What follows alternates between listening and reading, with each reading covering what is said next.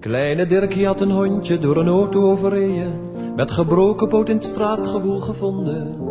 Met 2 houtjes en een stukje van een oude gonjezak had hij het pootje eerst gespalkt en toen verbonden. Daarna had hij het dier heel zacht opgepakt en thuisgebracht. En vervuld van stille angst en diepe zorgen, zij Mormel had ook uitgekeken voor je overstak en het voorzichtig in een zolderhoek geborgen.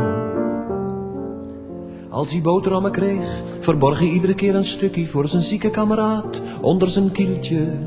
En dan sloop hij op zijn tenen met een kopje zonder oor naar de zolder en zei: vreet nou maar slamieltje.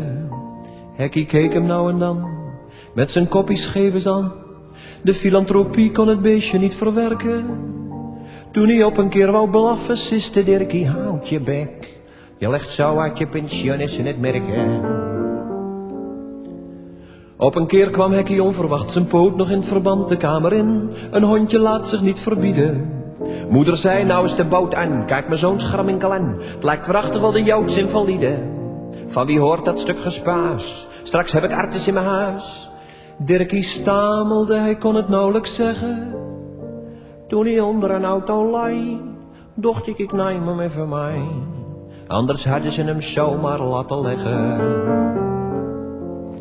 Als hij binnen het uur mijn huis niet uit is, gaat hij in de plomp, verklaarde maar is wat voor mij die nare kringen.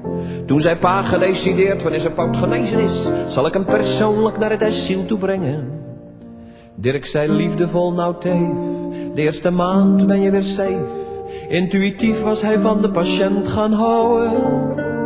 Moeder schamperde: zeg ouwer, geef uw Hekkie een stukje kruift. Man, je moet een villa voor hem laten bouwen. Kleine Mientje, het jongste zusje, noemde Hekkie smalend viezerik. Dan hulde Dirkie zich in hooghartig zwijgen.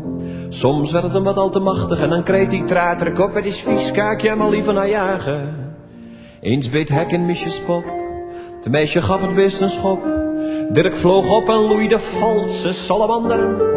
Raak dat beest er nog eens aan, dan zeg je even kruipel slaan. Als die slaag krijgt is van mij en van geen ander. Hekkie leefde ongestoord te midden van conflicten voort, schoon onbewust dat ze de oorzaak was van rampen. De een vervolgde haar met haat, de ander werd er kameraad. Het huisgezin had zich gescheiden in 2 kampen. Het pootje was weer gecureerd, Dirkie had de hond geleerd mooi te zitten en nou was hij reuze brani. Vader zei soms: klein serpent, zo'n beest is toch intelligent. Ja, zijn moeder gaat ermee naar Sarisani. Na 6 maanden stille oorlog had het noodlot zich voltrokken. Hekkie had iets raars gedaan in moeders kamer. Bertus, het oudste broertje, zag het en riep: kijk eens wat een zwaan op de trapenstoelen moe. Hij greep een hamer, wierp die Hekkie naar zijn kop. Het beestje vloog schuimbekkend op, viel toen neer. Op dat moment kwam Dirkie binnen, bleef als vastgenageld staan, keek lijkwit zijn broertje aan. Niemand wist toen wat met Dirkie te beginnen. Zacht als was het een kostbaar kleinood, heeft toen Dirkie het verstarde beest naar zijn hoekie op de zolder meegenomen. 'S Avonds in het donker groef hij in het Vondelpark een kuil, in een eenzaam laantje onder iepenbomen. Met een snuitje bleek als was, lei Hekkie onder het gras. En zij trillend beide oogjes toegeknepen: Hekkie, het was niet mijn schuld. Mensen hebben geen geduld. Arme dier, ze hebben jou thuis nooit begrepen.